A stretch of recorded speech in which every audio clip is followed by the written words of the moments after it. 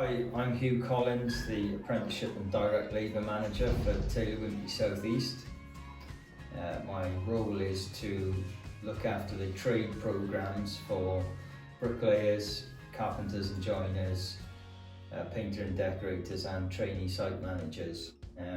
The advantage of apprentices is in our controlled environments, in our academies, we can teach them the right way, the correct way, to NHBC standards and also to our own slightly higher internal standards, if you like.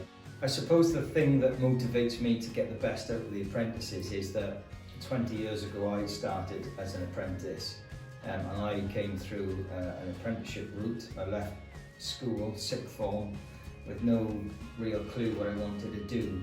I had some rough ideas, but I almost by default ended in the construction industry. It was just an industry that I loved.